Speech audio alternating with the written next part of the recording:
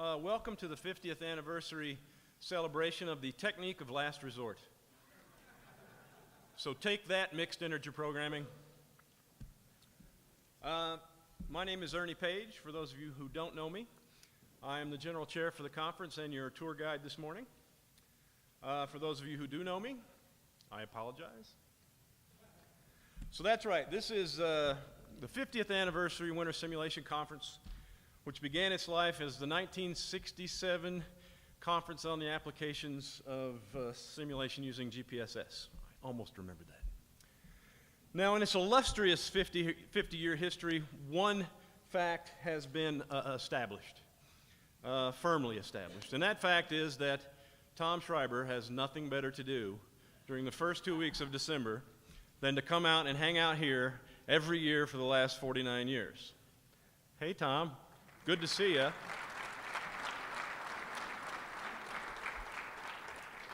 I would have thought there would have been a party or a concert or something during those years that you'd have had a better chance to do, but it's good to see you here anyway. As many of you know, this is the part of the plenary session where we try to leave as little time as possible for the keynote speaker. I like our chances today, but I'm going to barrel through this as best I can and give Barry maybe 5 or 10 minutes. He said he could cut it down, so we're good.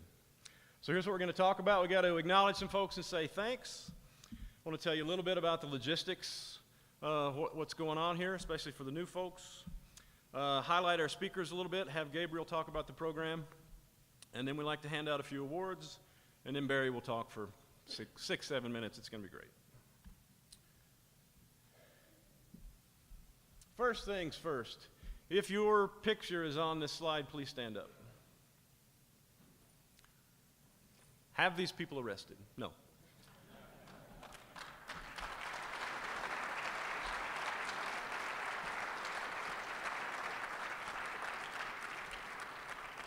So what I was going to say is, you might not know it, but a conference like this takes a bit of work to pull off.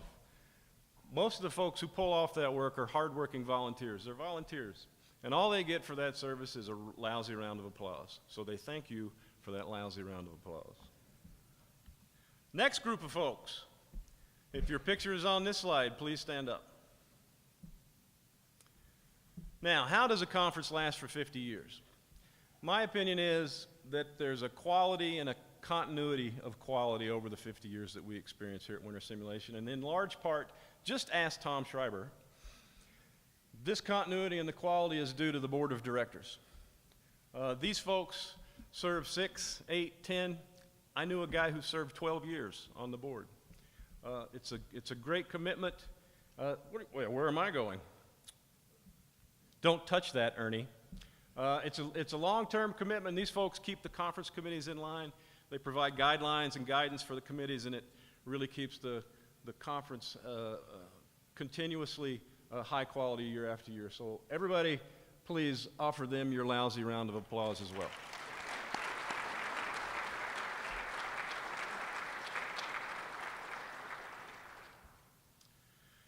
Now, how does one get to be a board member at Winter Simulation Conference, you may be asking? Well, I have a theory about that.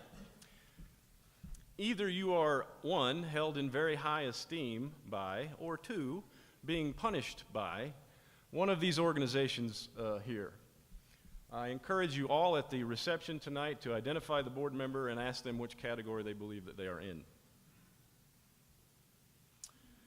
In addition to the enduring sponsorships, we also from year to year have corporate sponsorships and other organizations sponsor giveaways, the gift bags, the cooler bag that we have this year, coffee breaks, cookies. This is the list of this year's sponsors, which we appreciate very much. If you see any of the representatives from these organizations around the talks or in the exhibit hall, please thank them very much for their participation. We really like having them here.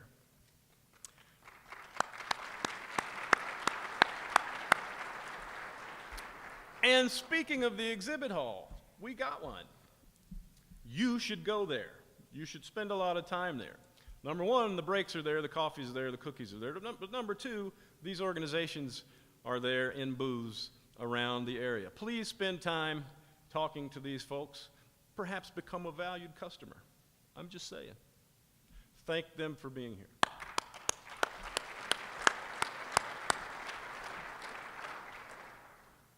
Logistics. It's a great topic. This is a great book. The editors and the folks at OmniPress have done a fantastic job. Everything you need to know about the conference is in here. All the abstracts for every single session and paper are in here. Just to remind new folks and to remind our session chairs, at Winter Simulation Conference, every talk starts on the half an hour. So if a talk ends early, the first talk in a 3-paper session ends early, you wait till the half an hour mark to start the next one. That allows folks to go from session to session. That's one of the things that we do here, just as a reminder. Now, as good as this book is, things happen, things change. In the event of no shows, necessary schedule changes to adjust, please visit the registration desk. There are bulletin boards up. There'll be errata, but keep your eye on that. In addition to that, we have a mobile app and some social media feeds that you can also consult. And speaking of that, if this is too much, you got one of these, please go to the Google Store, Google Play, or the Apple Store and download Mike Cool's very cool WSC app. It has everything that you have in here and more. And thank you, Mike.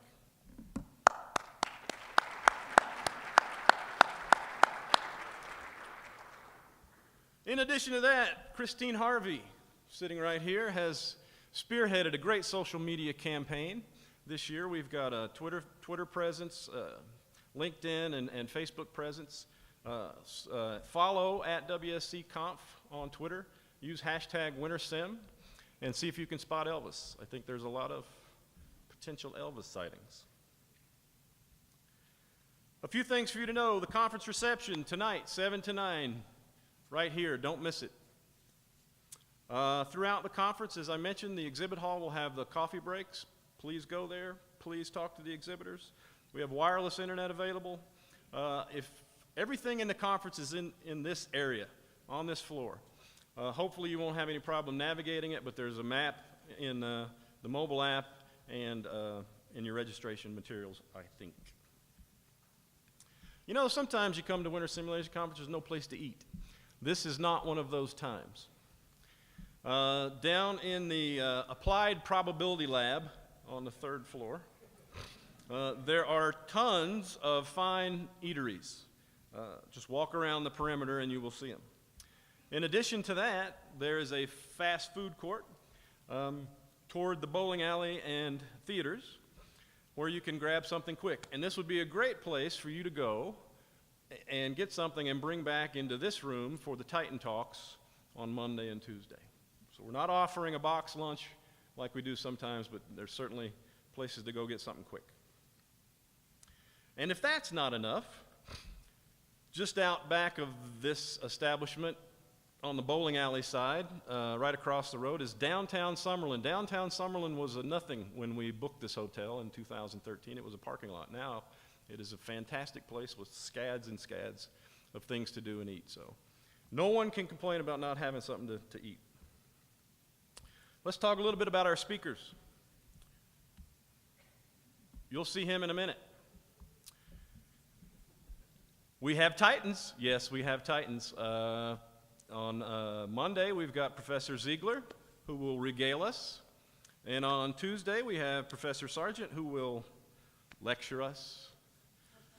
I suspect we shall see. Several of our tracks have keynotes that I encourage everybody to think about attending. Professor Doisier Perez for the MASM track, Professor Hodson in the military track, and Professor Hollocks in our special history of simulation track this year. And Gabriel will say a little more about that track. And Gabriel will say a little more about that track right now. Oh, he wasn't ready. It's a good thing we rehearsed this.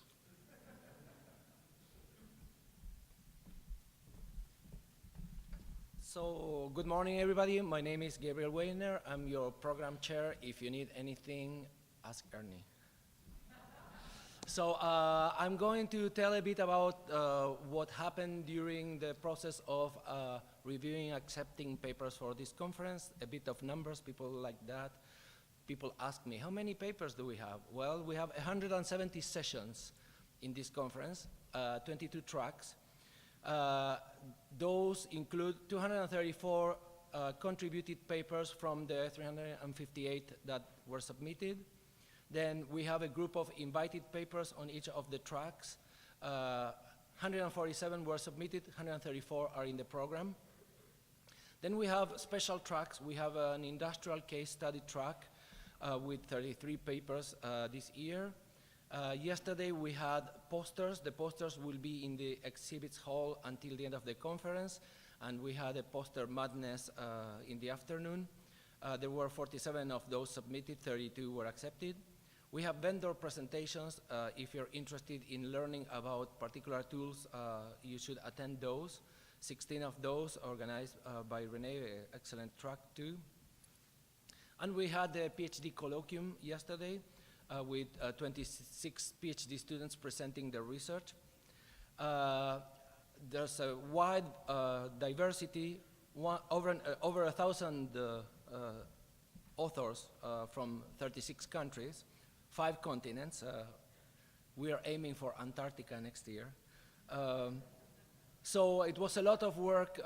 We had 1,500 reviews by 59 track chairs, 293 track PC members, 107 extra reviewers. And if you go to the systems, and we were very careful in giving meaningful reviews, you can see the results is a small encyclopedia, 450,000 words of reviewing material. If you want, I can share them with you. It's a truly international conference in dark blue. Well, I hope it's dark blue because I'm colorblind.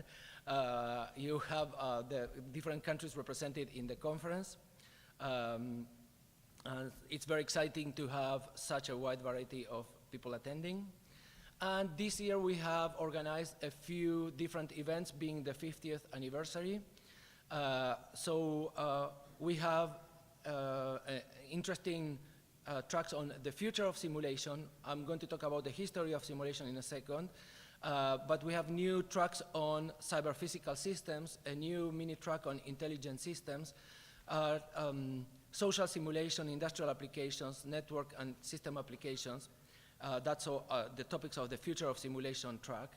And so Bob Sargent has spent 2 years organizing the 50th anniversary history of simulation track.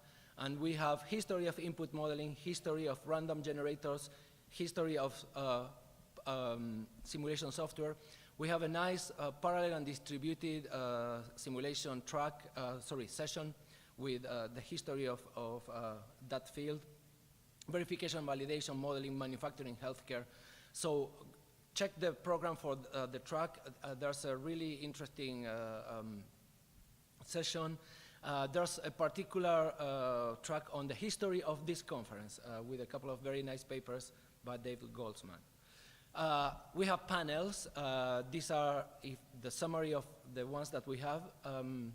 We have one on human simulation today, organized by Saiku Diallo. Then there will be one on the state on innovation in modeling and simulation. We were talking about this yesterday. So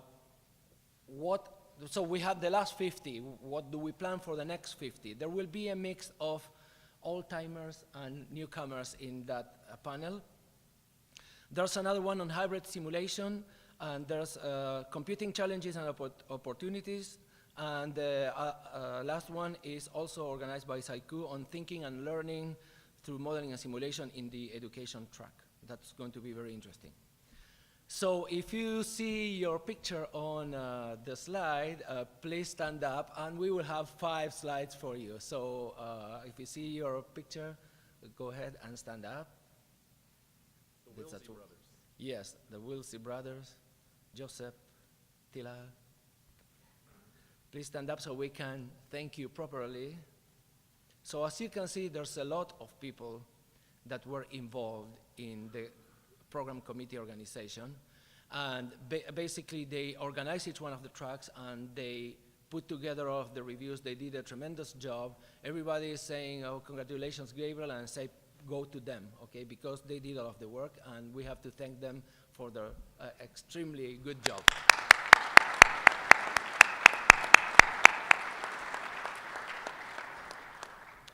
So that's it for me. We're going to talk about next year's conference, and Bjorn will explain the details.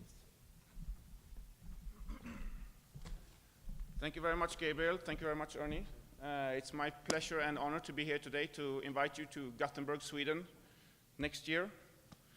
So the theme for Swedish Winter Simulation Conference in Sweden will be a simulation for a noble cause. And the theme comes well in hand with the Nobel Prize Awards, which will be handed out 10th of December in Stockholm. So they will have the dinner as well, same time as we have the general reception on Monday evening. There will be the dinner on the big boards like this, so we can enjoy having dinner with the king and other famous real researchers that actually don't do simulation. They do real stuff, physics and chemistry and so on. Real stuff? Real stuff, yes. And also talking about food a little bit, this is the venue, Gothia Towers, 3 of them, big one, and they have a Michelin star restaurant on top. Maybe we can beat this food from here, I'm not sure. We should try it at least. And there's some other restaurants, of course, local ones and nearby.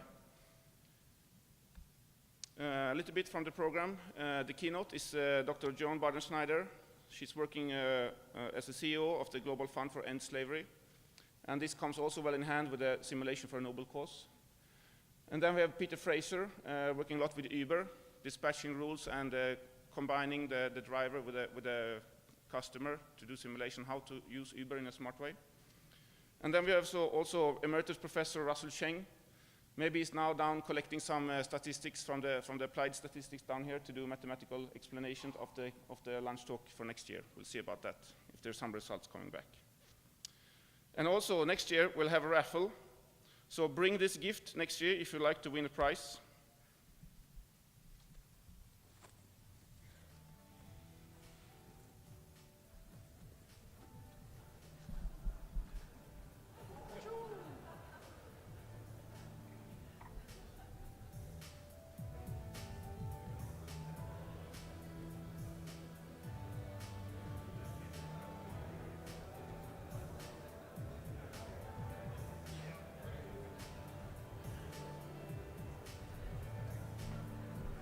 So don't worry if you don't catch one now. There's plenty more down in the corner. When you leave after the keynote speak, we can catch some more, right? If you don't get one now. We don't have time to give everybody right now.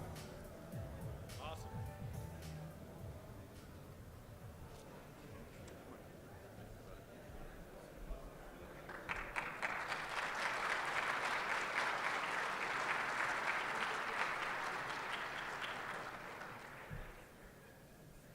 I'm ready. Let's go. All right, so we're going to hand out some awards. We like to do that here. Yeah, okay, Gabriel. If you are handing out an award, if you have an award to present, please file over here now. If you're going to speak, please come up on the podium. And this will go painlessly and quickly. All right. First, on behalf of the PhD colloquium. Good morning, my name's John Shortle. I'm the president of the Inforums Simulation Society. So yesterday we had the PhD colloquium. There were about 25 presentations. The colloquium is sponsored both by the Inforums Simulation Society and by ACM SIGSIM. Emily Latta is the chair, and both organizations present one award, one Best Paper Award. So the Best ISIM sponsored paper award goes to Michael Pierce for his paper, Bayesian Simulation Optimization with Input Uncertainty.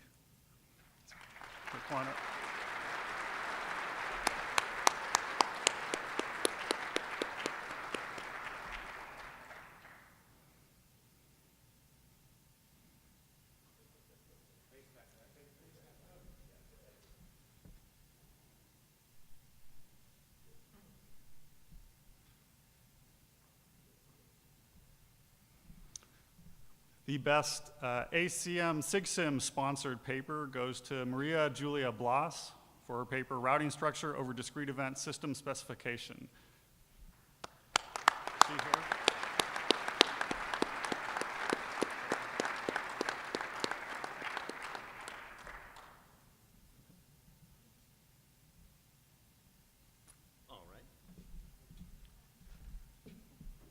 And now, oh, here she is.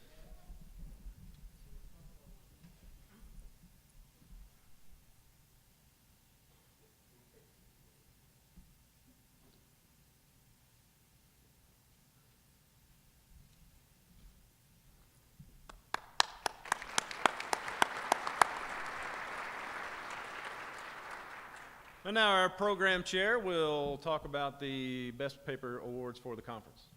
And I will go find them.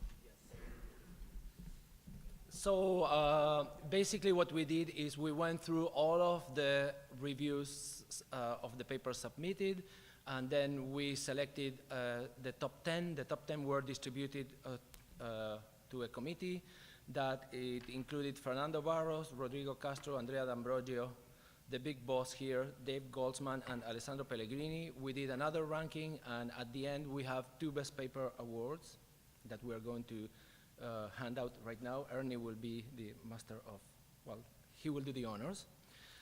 First one, theoretical best paper award, it goes to Ivo Koukit and Vincent Dutordoir for deep Gaussian process metamodeling of sequentially sampled non-stationary response surfaces. So, Ivo? Yes.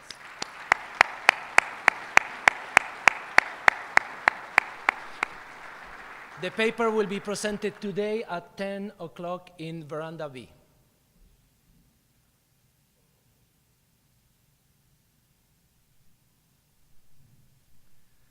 Congratulations. And the best paper applied goes to Michael Kuhl and Moija Lee for design and simulation analysis of PDER, a multiple load automated guided vehicle dispatching algorithm.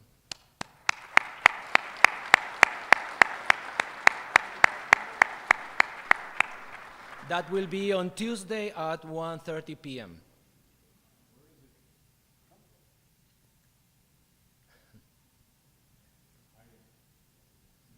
Yes, students hide, don't hide.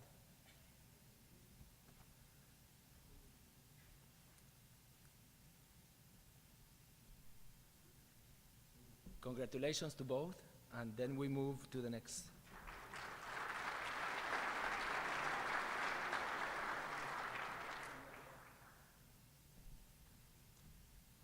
Should I? Go ahead. Okay, here you go. I sim. The Informed Simulation Society gives our annual awards at the WSC conference. We're announcing 3 awards here. We give a more extensive celebration and announcement at our business meeting, which is Tuesday at 6:15. The Outstanding Simulation Publication Award recognizes outstanding contributions to the simulation literature over a 2-year time span.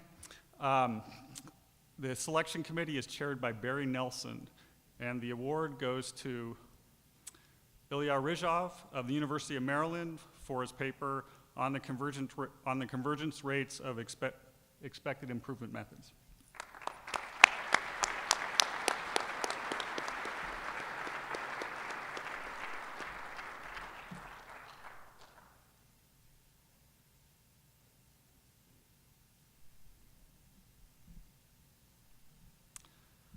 The Distinguished Service Award recognizes individuals who have provided a long-standing exceptional service to the simulation community. The selection committee is chaired by Enver Yukasin, and the award goes to John Fowler of the Arizona State University.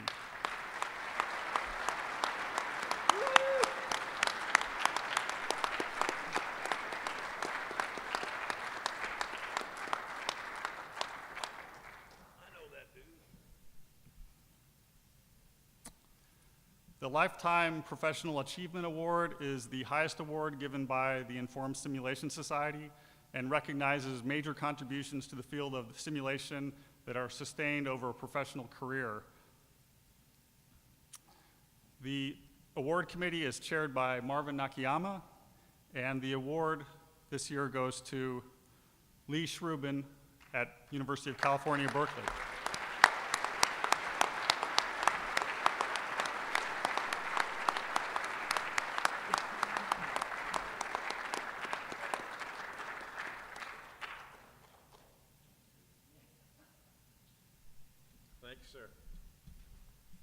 Let's give another big round of applause for all the award winners. I think that's awesome. And I forgot, is he here? Oh, I've got one more. I thought he was a no-show. Now presenting the Distinguished Contribution Award for ACM SIGSEM. Are you going to talk or give? Okay, come up and talk. Well, first, Ernie forgot to tell you the most important thing. Whatever you do in Las Vegas stays in Las Vegas. So please enjoy yourself. ACM, Special Interest Group on Simulation and Modeling. Distinguished Contributions Award is given to individuals based on their overall contributions to the field of modeling and simulation, including technical innovations, publications, leadership, teaching, mentoring, and service to the M&S community. This year's selection committee consisted of myself, Pierre Lequier, David Nickel. And I am pleased to announce that Paul Fishwick is the recipient this year. I have not seen him this morning. Oh, he is here. Well, well, okay, in that case.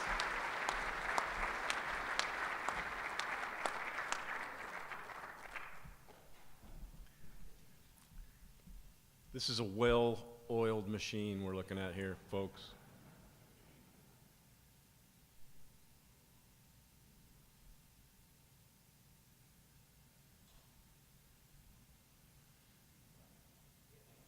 Thank you.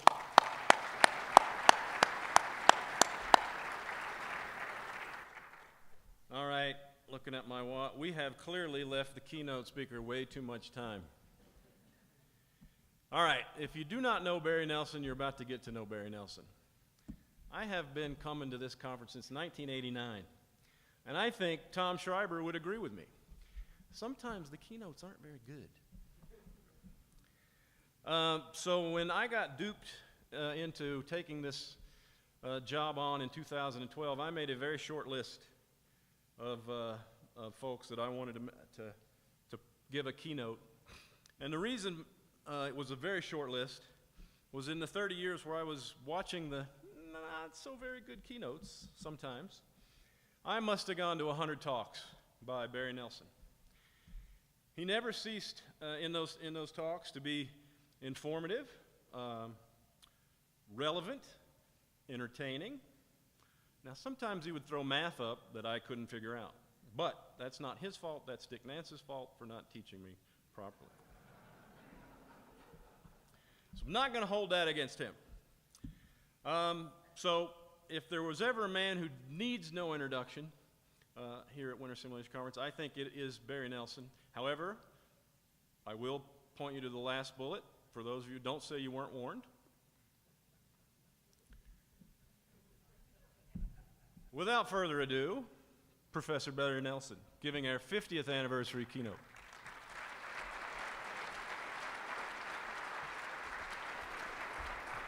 Thank you, sir. Thanks, I'm going to need it. Don't let him throw stuff. All right, little housekeeping here before I get started.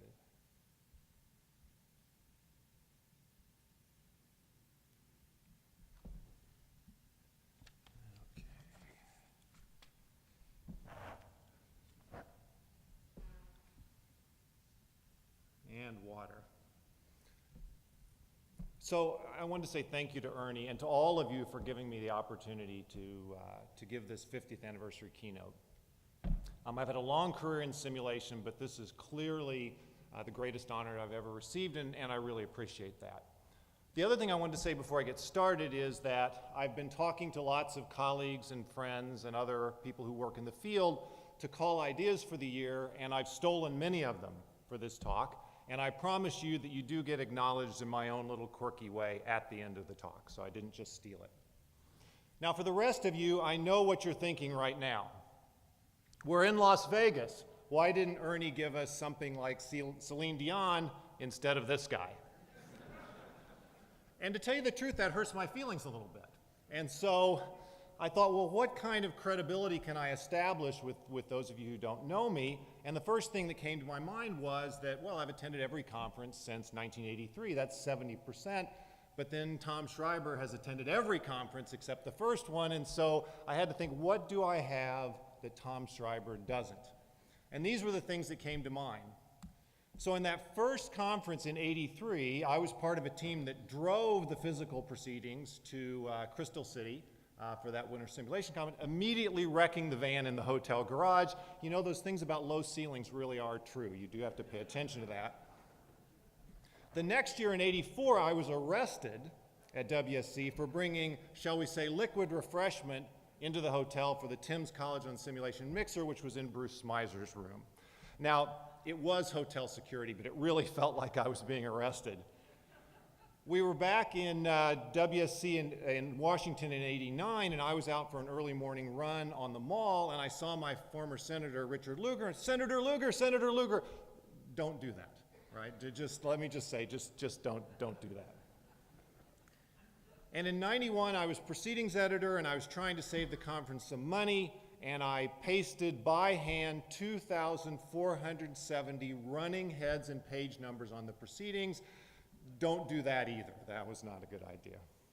And finally, when I was program chair in '97, I got this idea we'd be better off with one fewer track, forgetting that there's a correlation between the number of people who attend and the number of tracks that you have. So Ernie, what could possibly go wrong at this point? So in the beginning, as Ernie said, there was the 1967 conference on the applications of simulation using GPSS. And that became the WSC that we know today.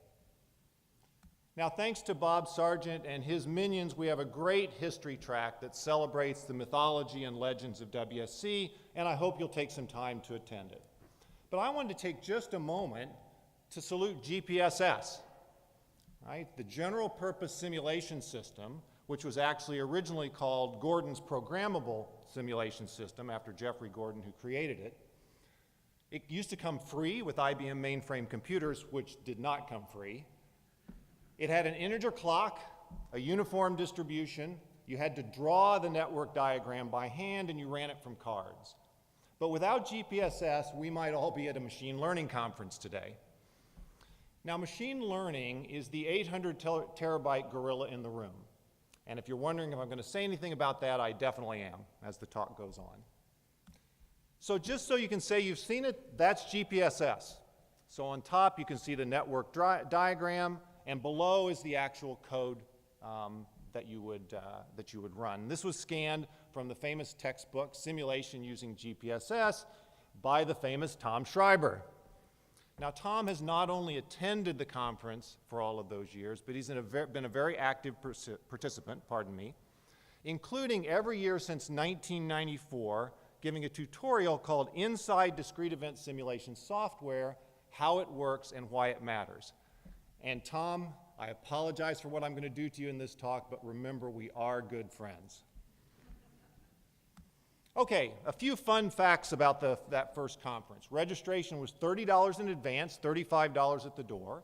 The cost for your hotel night in New York City was a whopping $18. They had 401 attendees that first year, and the conference had to go out on a big limb to borrowing $700 to get off the ground. And that was the only year when there was no proceedings. Now, this is the sort of important information you'll find in Bob Sargent's history track. Here's something you won't find in his track, but was equally true. All of the organizers were smart, all the attendees were good looking, and all the talks were above average. In fact, WSC did originally stand for Woebegone Simulation Conference. So I believe we're still here 50 years later because of great organization, great talks, great cooperation, and great relevance. So let me say a little bit about each one of those. Now, as Ernie told you, the conference structure, for those of you who are new, is we have a board that's over the entire conference, and the board consists of a bunch of old, gray-bearded men and women who try to keep the best interests of the conference at heart and keep it on the rails. And every year, there's a conference committee that changes from year to year, and their job is to be radical, new, and innovative and take the conference off the rails. So you may wonder how they work together. Graybeards trying to keep the conference on the rails, radical committee trying to take it off, and we have a system that has worked for all of these 50 years. No matter what the board says to the conference committee, this is what the conference committee hears.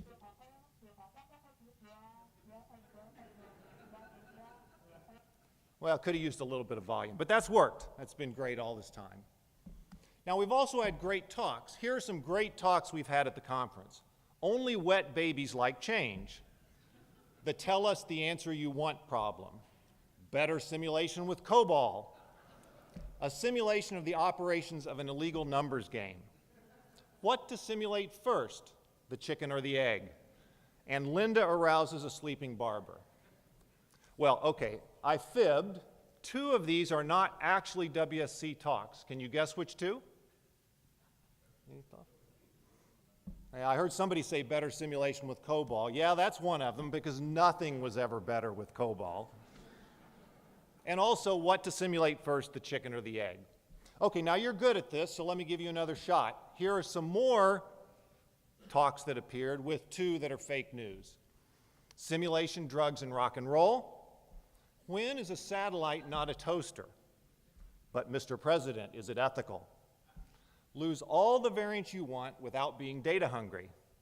The daughter of Celia, the French flag, and the firing squad, and training socialist managers by enterprise simulation. So what do you think? Any guesses? Yeah, so the fake news are simulation, drugs, and rock and roll. But Dave Goldsman, you should really do that featuring the zombies, right? This is your chance. And lose all the variants you want. But all these others were real talks at WSC. So when people ask me about the Winter Simulation Conference, the first thing that I talk about is the great cooperation. It is an amazingly diverse conference. It's not just academics, it's not just practitioners, but there are 4 groups that really cooperate well to make this conference work. So in the upper left, that's the math nerds, that's my crowd, the analysis methodology people. In the lower right, the modeling methodology people, the code nerds. On the lower left, the vendors, the code sellers, the people who really make simulation happen for most folks. And then in the upper right, the applications tracks. And I picked manufacturing because it's been a long time contributor to the conference. So how is it that these diverse groups manage to cooperate year after year after year? And with painstaking research, I discovered that the Winter Simulation Conference of 1967 followed the Summer of Love in San Francisco in 1967, which was the big hippie sit-in the Haight-Ashbury district, and I found out the original conference organizers were, in fact, hippies for the Summer of Love. And that leaves us with great relevance.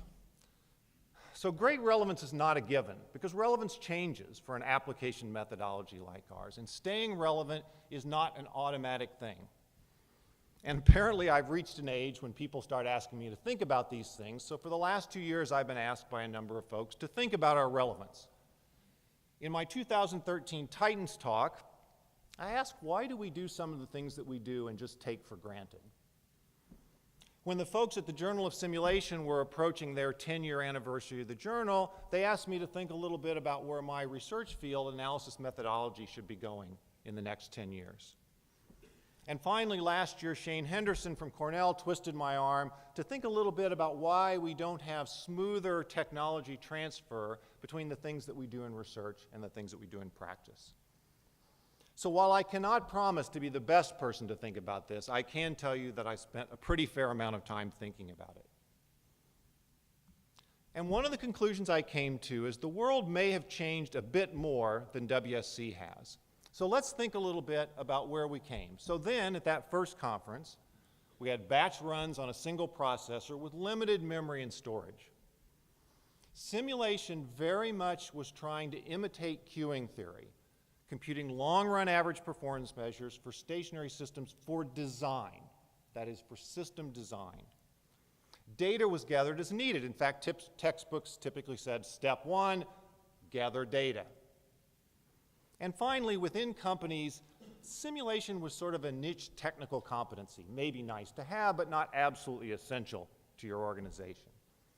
So where are we today? Well, today we can rent thousands of processors, store and search vast quantities of results. What we really need to support is more real-time or near real-time decisions, perhaps made entirely algorithmically for operations. And this distinction between simulation for design and simulation for operations is a theme I'm going to come back to several times in the talk. Data is gathered all the time. In fact, saying go out and gather data is kind of anachronistic, right? The data is there, we have to figure out how to best use it. And then analytics, broadly defined, is considered a core competency by companies, something that you can't really live without. So at the risk of losing you, right here on slide 13, here's the takeaway message from my talk today. To remain relevant, we need better answers to harder problems in a more timely way. Now, I do not mean to imply that we haven't provided great answers to hard problems and the time in which they were needed. But everything on that previous slide presses me to think that if we are to stay relevant, then we've got to do better, harder, and more timely. And that's going to be the theme of my talk today. So to try to keep you around, here are the 4 challenges I'm going to talk about, stated cryptically enough that I'm hoping you have no idea what I'm actually going to say. I will tell you, in case you're keeping track, the first one is the long one, and then they speed up after that, so the next 3 go much more quickly. All right, so let's start with the first challenge. All models are wrong, but some models are wronger, or wronger. I don't know, how do you pronounce wronger?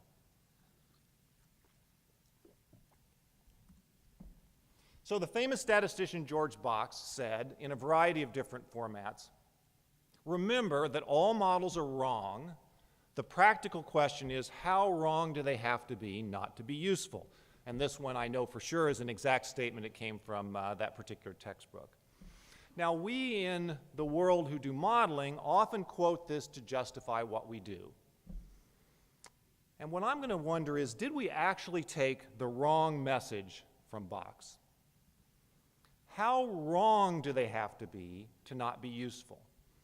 See, Box was not giving us a blanket justification for using models. Box was a statistician, and for statisticians, how wrong really matters. In some sense, that's fundamental to what statistics do. So one way in which we can get better answers, and which I think we're going to need to give better answers, is to be able to say much more concretely, how wrong are we? So let's review a little bit simulation.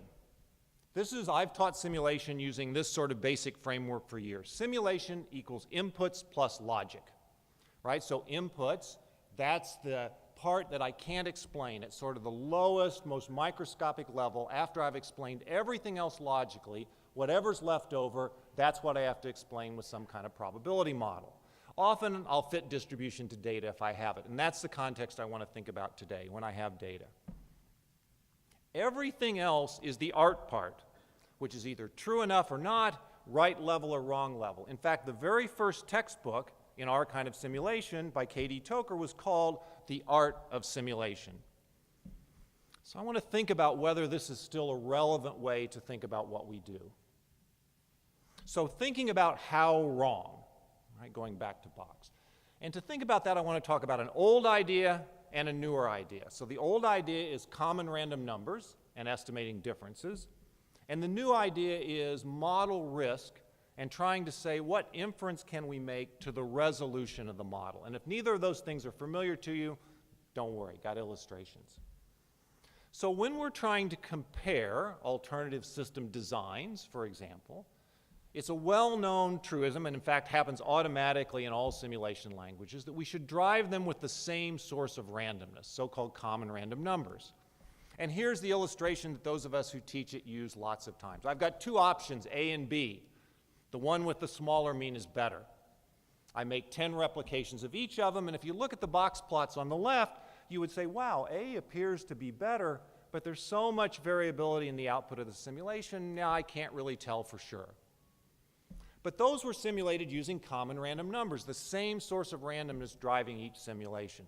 So if I plot them again on the right, replication by replication, the triangles are the A's and the circles are the B's, and we can see that the triangle is better on every single replication. Right? That's the kind of effect that we expect with common random numbers. So when we're estimating differences, things that are in common tend to cancel, and when things are statistical, we can quantify how much that helps us. That's a very, very old idea in simulation. A much newer idea, lots of my colleagues, Henry Lamb at Columbia, Russ Barton and Enhei Song at Penn State, Wei Xie at RPI, a number of other people are working on, is can we say how good our inference from the model is back onto the real world? So this is an output display from one of the software products on display here. I'm not going to do any advertisements today. But this is a model that has 9 input distributions. There are 7 arrival processes, an order taking time, and a moving time.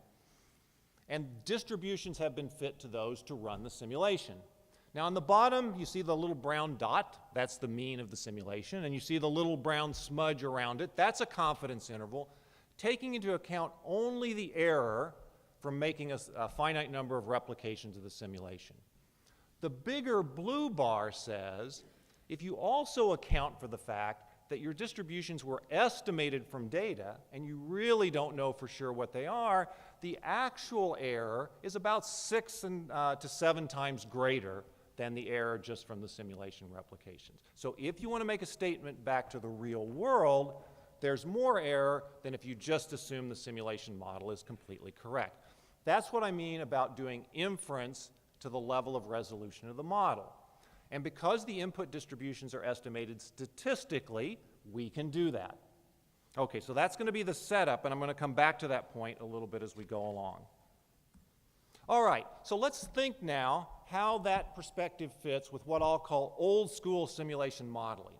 So in this video, taken in 1999, our intrepid simulationist is touring a manufacturing facility because he's going to build a simulation model to help them improve their productivity. So right now what he's doing is the art part, right? He's trying to learn and understand the system logic so he can build a simulation model. By the way, do you recognize what the product is? You probably use it all the time.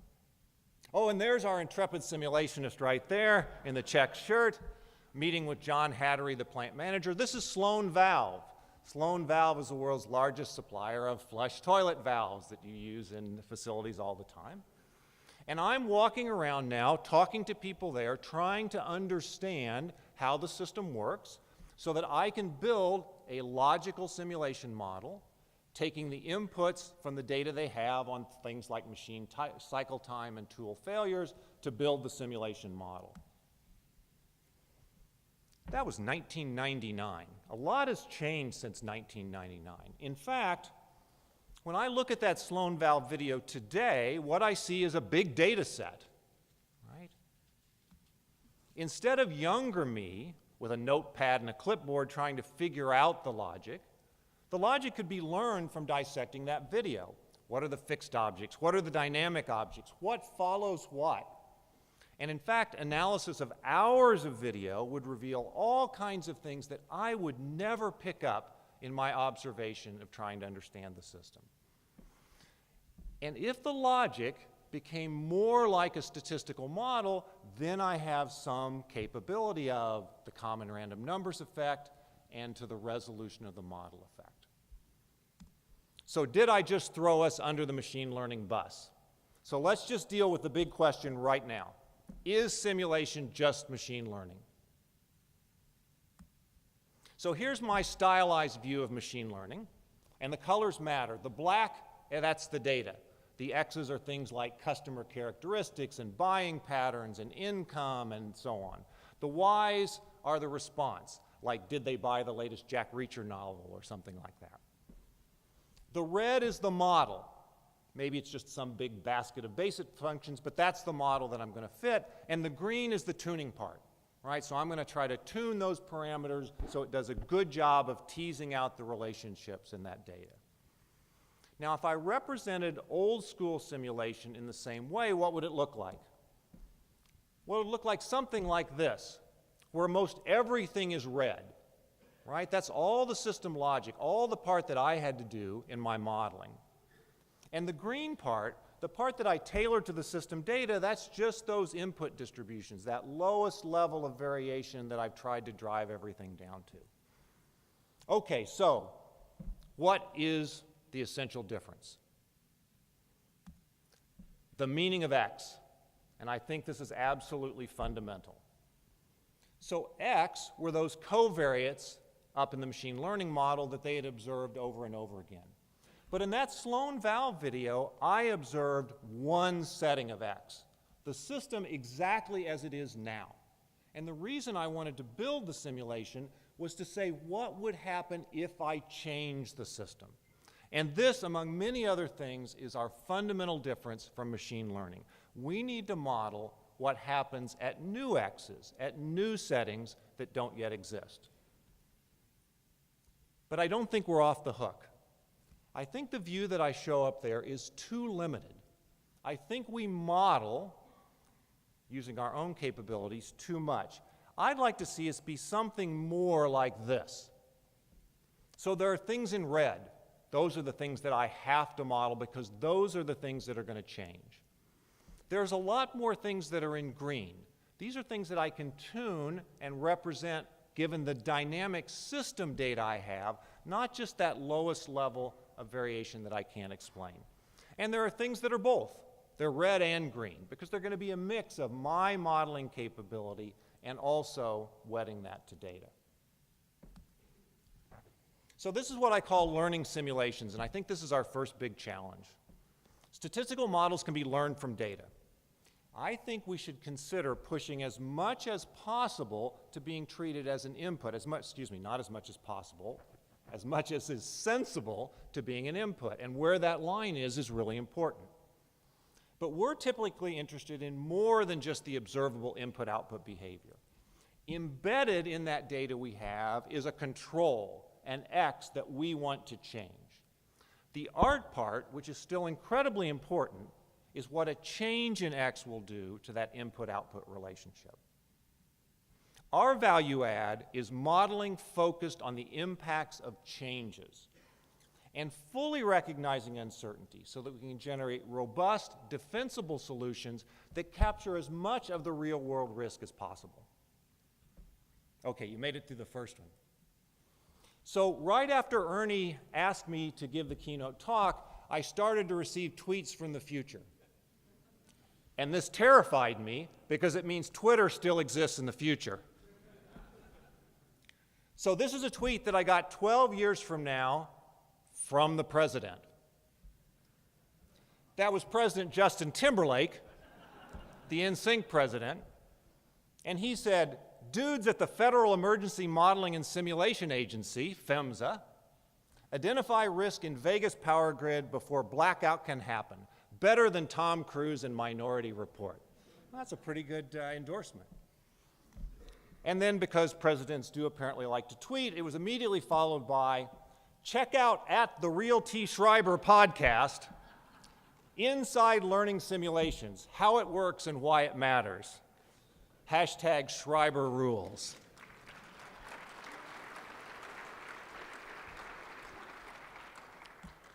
Okay, second challenge, simulation, the glitter or the glue. Many of society's most important challenges are huge systems of systems problems, and I've listed a few: healthcare, global terrorism, income inequality, world food supply. What is our role in simulation in solving these harder problems? Well, strategies that seem doomed to fail are one big detailed model of everything. But at the other end, a simple stylized model to provide insight doesn't really seem right either. Models of models seem to be required. So in this world of models, is simulation the glitter, meaning just one of the models, or the glue that holds it all together? So I want to make an argument for glue. First of all, we naturally account for the passage of time, and almost all of those problems are dynamic. Our level of detail can be variable, and it can be our choice. We are not driven by what is mathematically tractable, right? We can model the level of detail that makes sense. in all of those problems. Uncertainty matters, and if it can be modeled, then we can handle it.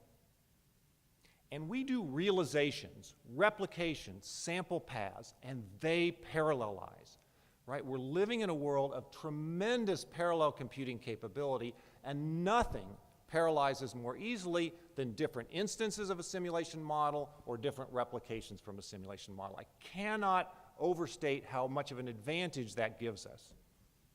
And then we just have a history of combined discrete event, continuous state, agent-based, and hybrid modeling.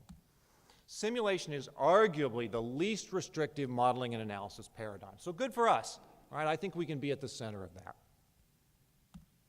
And here's a cool proof of concept. So our colleague Peter Haas, in a paper that's referenced over the side, describes a project at IBM called SPLASH, which stands for Smarter Planet Platform for Analysis Simulation of Health. There are a few too many P's in there somewhere, but at any rate, it came out SPLASH. So let me quote just from the paper. The SPLASH project provides a prototype platform for combining existing heterogeneous simulation models and data sets to create composite simulation models of complex systems, thereby facilitating cross-disciplinary modeling, simulation, and optimization. I do recommend this paper, but the SPLASH philosophy is to take the world as it is, a bunch of heterogeneous models that was created perhaps for very different purposes, and to solve the assembly problem. I think if we're going to have a real impact on systems of systems problems, we have to go further. So what are the things that we need to be able to do that we can't quite do yet? So why are we not yet ready for prime time on systems of systems? There's a wonderful optimization track in this conference, but most of the optimization problems that are being solved are for design. We are not very good at policy optimization or system control, state-based optimization. As my state of the system changes, how do I react to that? We still typically think in terms of a single resolution model at one time scale that tries to get everything right, which is why I very much recommend Bernie Ziegler's Titan Talk today, where he's going to talk about building 2 models at a time. My perception is at different resolutions. Computation does matter. You can't just throw everything in the model and necessarily be able to compute it, and so we have to know what really does need to go in the model. And finally, our dominant model building paradigm doesn't easily scale up to large, data-driven, parametric, multi-resolution models, and now you can watch as I cut my own throat. Drag and drop till you drag and drop. Drag and drop with embedded animation has been tremendous for us. It has opened a wider world of people who can do simulation. It allows us to sell our results by showing something that really resonates with people who know nothing about simulation. Nevertheless, I am going to contend that if that remains the primary way, or virtually the only way we talk about building models, we will be resigned to glitter, being just one of the models. Now that said, Python is not the answer either. Just wanted to be clear about that. Right? Okay, Python is just another programming language. Doesn't solve all problems.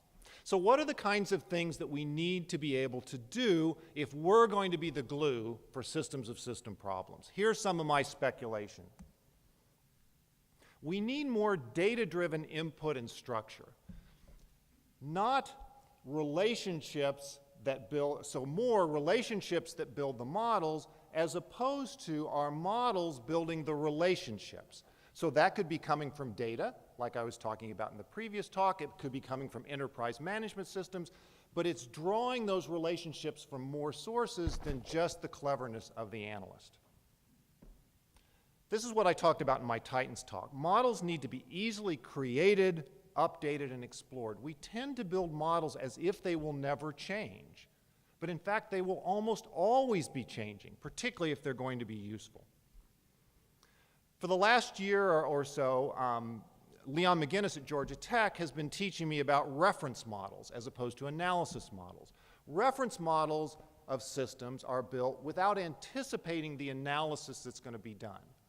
Whereas we, in fact, all of operations research tends to build analysis models to support a specific analysis. Reference models make a lot more sense in dealing with systems of system problems. Models connected to the real world. I got the opportunity to visit the Supply Chain and Optimization Technology Group at Amazon this summer. They build a lot of simulations. Their supply chain system is awesomely complex. So instead of trying to build it into the simulation model calls out to their online system to get the logic of what they do. That greatly increases the scope and fidelity of what they can model. Stephen Ongo at Trinity College Dublin has been teaching me about symbiotic models, models that run right along with the real system, so at any time you can push forward and make decisions. We need to be able to aggregate and disaggregate time, space, and data. Now, input and output to multiple models, that's what Splash did, right? So Splash tried to solve that problem. But Peter Glenn, for the last year or so, has been talking about believe your limit theorems.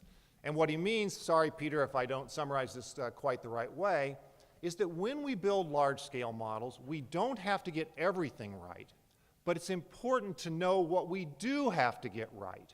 And theory can provide a lot of guidance for what part of the model we have to get right for the decision that we're trying to make. And then my next topic is going to deal with retaining as much I/O data as possible so it can be explored. Okay. Some more tweets from our future. 25 years from now, from CNN, the cable news neural network.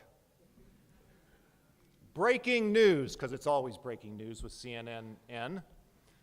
At Global Sim shows investing in street vendors in India, key to better wine sales in Napa. Cal Governor Miley Cyrus toasts power of simulation. Apparently, the singers are going to do really well in politics in the future. With a little more breaking news, at the Real T. Schreiber to Mindstream, WSC 2042 Titans Talk, inside galaxy-level simulation, how it works and why it matters. So Tom's still at it. Way to go, Tom.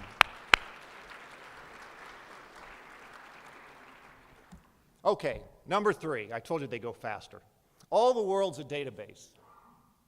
So this is audience participation. What's wrong with this? So I want you to think about something that you would simulate. If you're new to simulation, something you came to the conference to learn how to be able to simulate, that's important to you. Set it up so that big is bad and small is good. So it could be cost or time or loss, right? So small is good. For my crowd, think deeper than MM1Q. Okay, that would be good. Now you're going to run one scenario, one setting. So we're not doing optimization yet. We're not doing any comparisons. We're just going to run one scenario for something like 100 replications. And I'm going to show you from your simulation, and you need to have something in your mind for this to work. I'm going to show you the average from your simulation and a histogram of the results across those 100 replications. And I want you to try to capture the first thing that comes to your mind when you look at these results. Okay, you ready?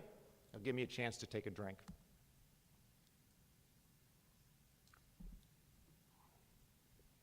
Now I'm willing to make a bet that for a lot of you, it was something like, why did that happen? Right?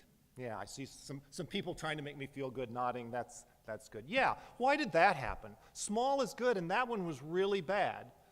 And part of the reason you think that way is if this was your factory or your hospital or your financial system, you'd immediately be out trying to figure out what went wrong, right? Why was that day bad? You know, what kind of things interacted to make that happen? But in simulation, do we actually ever ask this question? Why was that replication way out there? And would we even know how to find the answer if we did? So back to machine learning. Why does the world love the machine? Conditional statements are useful for making money, right? Here's an unconditional statement. Customers spend $87.12 on average. Here's a conditional statement. A university professor from the Midwest spends a paltry $135 on average. That makes a lot of difference in who I decide to market to, doesn't it? I think one of the things that's been hidden in big data is that big data is less about the quantity of data and more about coverage of a space of covariance, right? If I'm going to make fine-grained conditional statements, I just need to have a lot of data so I see a lot of different conditions. And that's really what machine learning, or a lot of it, is about. We, on the other hand, have mostly been on the unconditional side, right? Long-run average type of performance. And that's okay for design. When we're doing system design, do I build the factory or not, right? Do I purchase this machine, this MRI machine, or not? The main effects are really what matter, and the average tells us what we need. But I don't think operations is nearly so forgiving. Operations is about dynamics. Operations is about why in that one replication out there, on my system that I thought I understood, things interacted in some way to give me really bad performance. And I'd like to protect against that if I understood those dynamics. So I would contend that if we want to be taken seriously in the future, then we have to take our simulation-generated data just as seriously as real data and use it in much the same way. Now, last year, we had the pleasure of having Titan Susan Sanchez from Naval Postgraduate School talk about data farming, which is very much in the spirit of what I'm talking about. Susan and husband Paul do huge, large-scale experiments in huge factor spaces to try to analyze complex systems, maintenance and repair policies for military equipment, for example. And Susan recognizes our differences from field data analytics. We can design the experiment to grow the data, as opposed to having to just take what's there. High-performance computing is not the same as infinite computing, so we still do need to think about how we do the experiment. And the great thing for us, we can go back and get more data in a targeted way if we want it. But that doesn't mean that we should summarize away all the conditional information and just look at high-level averages. And that's one of the things that Susan emphasizes. So I have a proposition for a slightly different way to think about simulation. You know, data analytics is built on data you don't really need, right? People are collecting lots of data. They don't really exactly need it, but there's lots of worthwhile relationships in it. So here's my proposition. One purpose of a simulation is to fill a database with detailed, relevant, dynamic observations of systems that do not yet exist, to be mined for insight and solutions when needed. Or echoing the conference theme, simulation everywhere, all the time. So if we thought about simulations in that way, if we thought about not necessarily just focusing on the specific decision that we're trying to support, but collecting more information, data that might be useful to us after the simulation, what kind of experimental designs might we think about? Here are some speculations. I have to make the same decision repeatedly in involving conditions. This happens in financial markets all the time.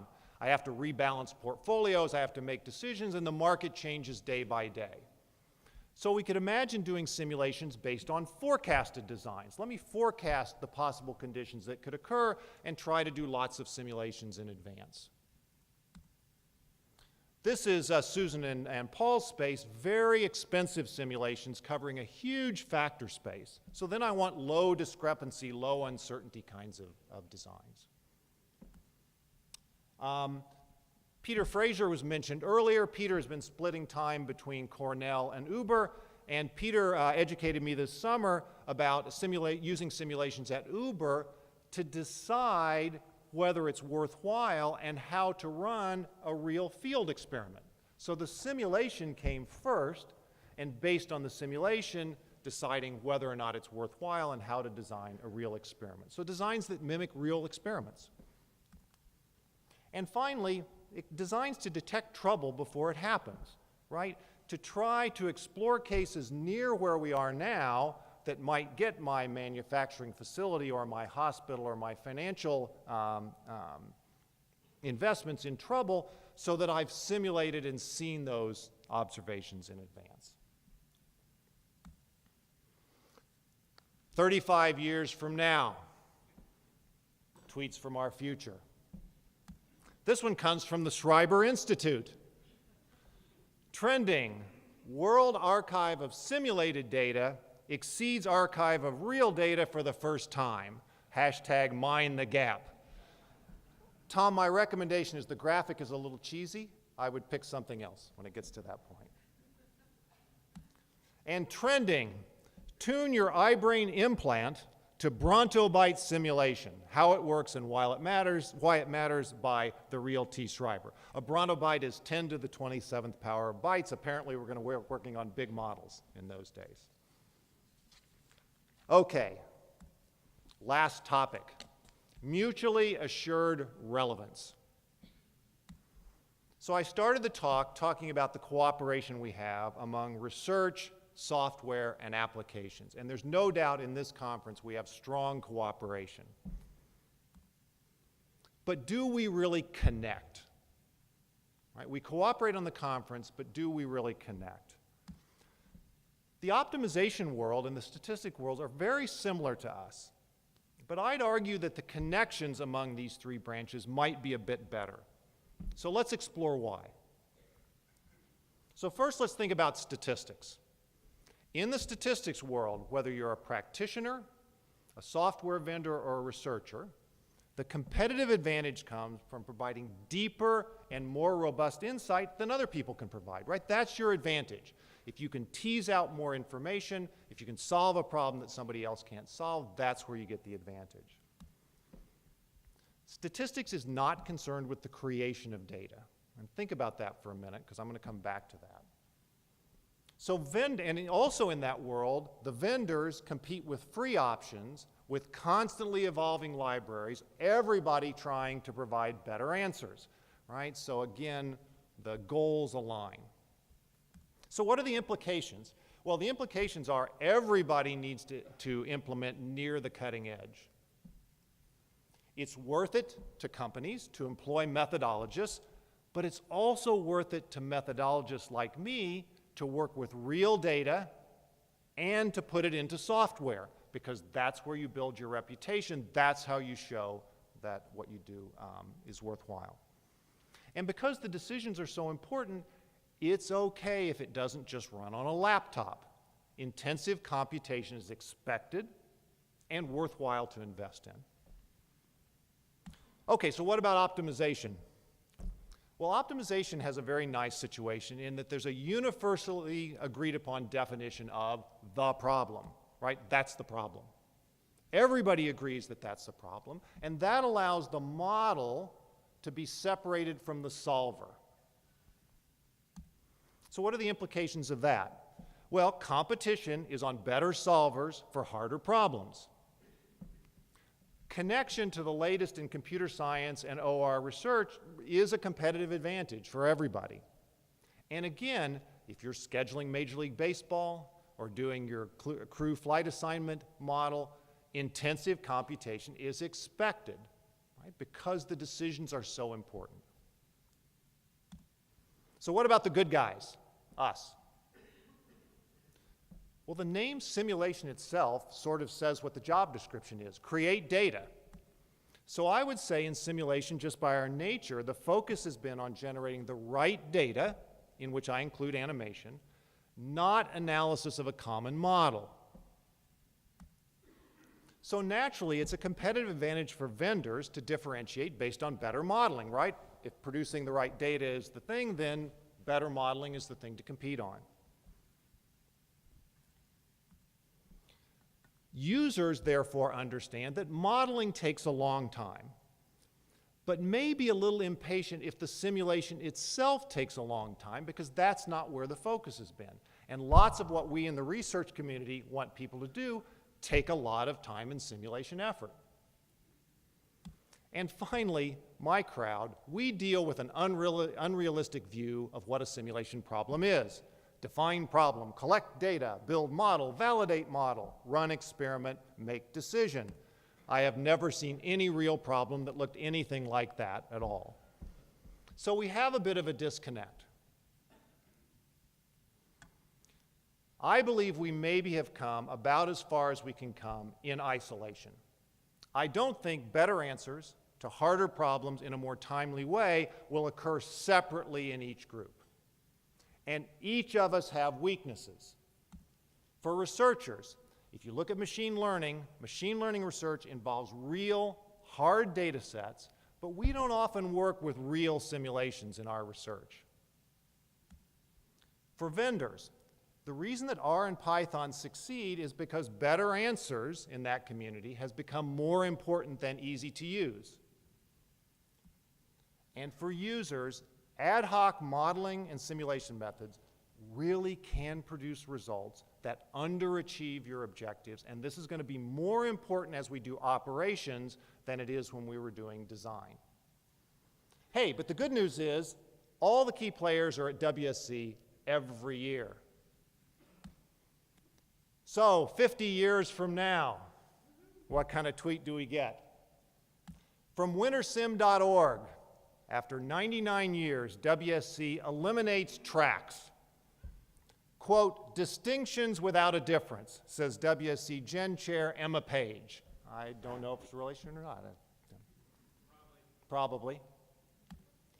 And finally, Tom Shriver's avatar to party like it's 1999 at 100 Winter Simulation Conference. Hashtag Inside Tom Shriver, how he works and why it matters.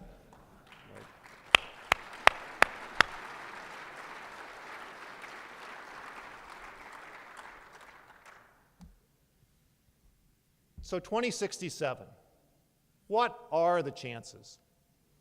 One of the great things about this year was I really spent an entire year reading past proceedings, reading the history of the conference, thanks to Bob Sargent for sharing the papers with me early, talking to lots of friends and colleagues, both in my own area and outside my area. And of all the things that I read, one quote from Julian Reitman, one of the founders of the Winter Simulation Conference, who was both a practitioner and a scholar, this is the quote that stuck in my mind. To a large degree, simulation developed as a counter-element in the emerging computer culture, a tool for support in an area that aimed towards the practical rather than the theoretical, and towards the complex rather than the simple. Counter-element. I like that, right? It's kind of radical. And that's a little bit the way I think about the simulation crowd. We are willing to beg, borrow, and steal any tool and technique, twist it to our own devices, and make it work. We've always been kind of radical that way. And right now, everything is lined up for us. Ubiquitous computing, readily available data, and just the overall acceptance of scientific management all works in our favor. We can be the people to provide robust, credible solutions that comprehensively hedge risks, to be the foundation for modeling society's most difficult problems, to produce data analytics before there are real data, and to deliver theory in support of practice and practice in support of theory. We do all that, and I think our chances are pretty good. So thank you very much, and I'm happy to answer questions.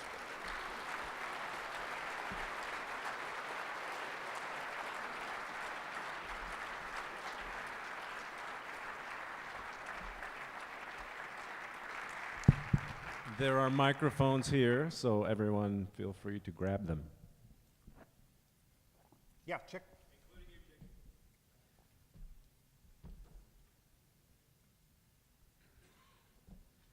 Well, I think I can speak for everyone that it was a fantastic talk and very inspirational and everything else you can think of that's a good thing to say. But, you know, it really tweaked my interest in your talk when you were going from data-based, kind of, I would call it data-based machine learning versus simulation. And then you transitioned to society's important challenges, healthcare, global terrorism, as if simulation surely could have a role to play in those. And then you also touched on, not to overextend the question. It's a reprise of the talk, so that's right. You know, my original question was, does simulation have a role in modeling systems for which the processes that need to be modeled are simply not reflected in the data or in any data because these systems don't currently exist? For example, simulating the market for space tourism, or simulating a decentralized electric power grid that's more robust and resilient. Right. There's simply no data. You touched on, it seemed you implied, well, let's just create a model and have the model generate the data. Yeah, So how do we get there? How do we get there for these kind of things? And does simulation have a value at all for which there is no data? yeah, so I certainly think so. In fact, I think that's been a strength. So let me just put 3 buckets, right? So the easiest bucket for us is an existing system that I want to tweak. So I can model the system very much as it is, and there are certain changes that I want to make. I don't observe the system without those changes, so I've got to model that part, right? But that's the easiest part of modeling for me. There are systems where I can observe what we're doing now, and what I want to do is radically different from that. So there may be a small amount of data that I can actually get from what we're doing now, but now it relies much more heavily on my capabilities as a modeler. And then there are systems that are completely greenfield and simply don't exist in any form, and now all of the skill and tools that we have in modeling are important. And I think we have something to say about all of them. My main point was, I think there are many situations where we do detailed modeling that could be much better replaced by statistical models because we do have data. But whenever I'm going to make changes or I'm going to do things that don't exist, then all of the skill, all of the things the modeling methodology community have taught us here, I think are all really relevant, and I do certainly think we have a role. So please don't misunderstand me in that sense. I just think pushing the statistical modeling always down to the lowest level of uncertainty is not necessarily productive. So, okay, good. Any other questions? First of all, the talk was extremely interesting. Thank you. So I'm wondering, what advice do you have for junior researchers or even perhaps PhD students in terms of the topic to work on? I imagine one thing is to sort of, like you said, there are some interesting topics at the frontier of this, like model risk. But what other advice you have in terms of what to work on? Sure. So I'll tell you one of the points of advice that I give to my own students. So my students do methodology. They do the math stuff, statistical methods. But I tell all of my students, not having any immersion in a real application during the course of your PhD studies is a mistake. So I think we need to have touch on real problems. Think we need to not ever get so far afield that we don't have some idea of how a simulation can actually help or what's realistic to be able to do. It's my personal belief that the best simulation research, I'm not against basic methodology for truth and beauty, but the best simulation research really touches on things that we can actually do or that might actually be implemented. This is self-serving, but I do think model risk is a big area in which we can make a contribution. Right, that people treating models as if they are the real world is a mistake, and I think that we can go much further doing. And the only other thing I'll say, so there could be other questions, is parallel computing. Parallel computing. If you're thinking about what's the best algorithm that I can come up with to run on a single sequential processor, don't work on that, right? Because think about how everything parallelizes, because it's going to be fundamental to what we do. Russell, this will be a hard question. Well, not really, Barry. An excellent talk, of course. Very interesting, but also I found rather worrying, and it really reflects the previous question, for an individual researcher. When I started, there were lots of very interesting, simple academic problems that one could look at, things like random variable generation. Now the picture you paint is something where the simulation is really much more sort of complex. And I thought one of your phrases that stuck in mind was to be at the cutting edge. You seem to really required to know so much about a lot of things that in the past you didn't have to worry about at all. I'm thinking really in terms of the kind of really sort of big sort of studies that are done by sort of companies like Google and Facebook. They have huge resources, the manpower and the equipment really, to tackle problems in a statistical way that you're promoting, in a way which, as an individual person, you have no hope of really competing against. So from that point of view, I find it really rather worrying as an individual researcher. So do you have any comments or sort of hope that an individual researcher really can contribute in the sort of kind of way that was possible, say, 30 years ago? Yeah, sure. So let me say just two things about that. One is just for young researchers, so going back to your question, a career evolves over a career. And so expecting junior researchers or junior simulationists to do everything at the beginning, I think, is not a good idea. But a career should evolve. You should add more and more things. Maybe now I have 3 things to say. The other is, I just think the nature of a lot of the research we're going to do is going to have to be collaborative, because no individual person can know all the things that they know. It's been a while since I had a PhD student that wasn't in some sense co-advised. I guess, Enhe, maybe you were, in theory, not co-advised. But my PhD students tend to be co-advised because we're working in between areas or at the cutting areas. And still, let's not throw away the small problems that can be really useful, right, that an individual person can solve, and also the kinds of technical research breakthroughs that often come from an individual researcher burying themselves deep in the problem that then have implications down the road. And I certainly would never want to see that go away. Yeah, Dick.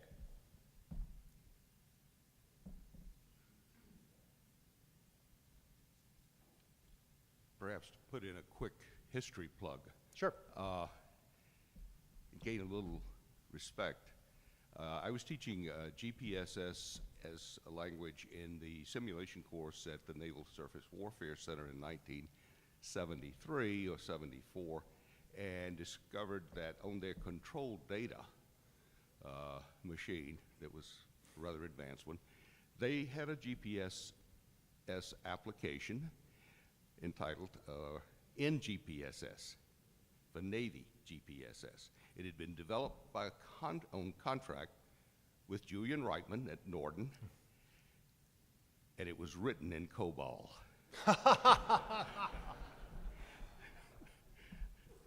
So I asked Julian, why? Yeah, why? That's the language they knew. Go ahead. Now, let me ask you the question. Yeah, sure. That's great. I had no idea anybody ever coded a simulation in COBOL. That was completely or made wrote up. a compiler in COBOL. Yeah, right. The question is, throughout the, and I just joined the chorus that says, great talk, really, and learned a lot and saw a lot to inspire, even though I don't know how long that inspiration will last.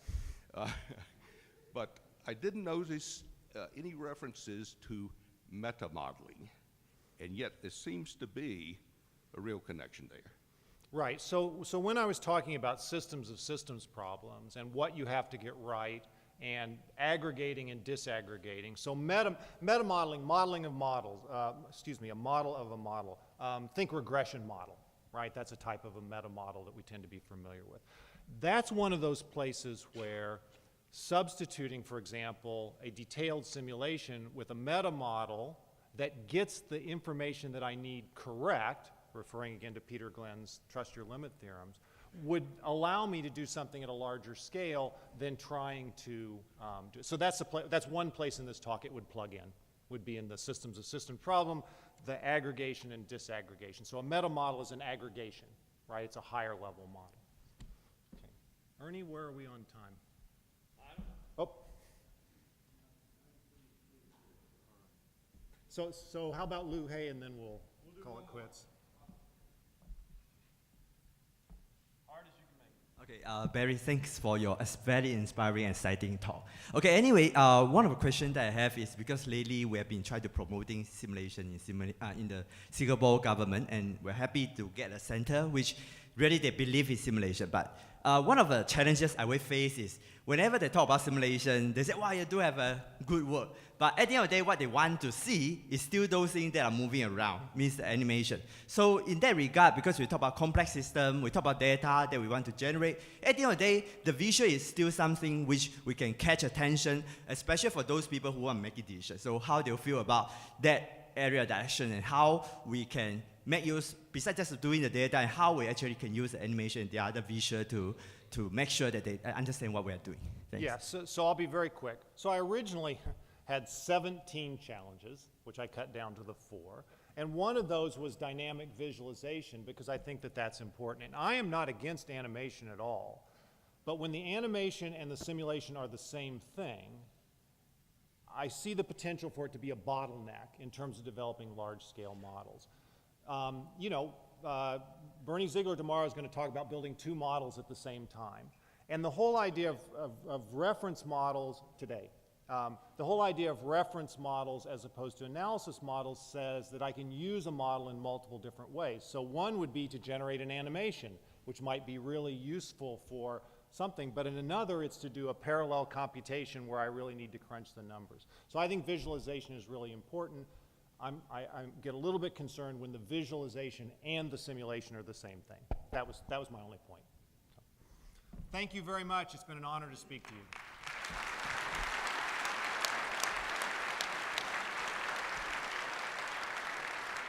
Oh, over there.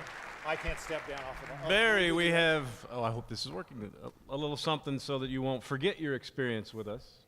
Believe me, it's a little something. Thanks. Is that okay? That's perfect. Awesome. Great job. Thank you.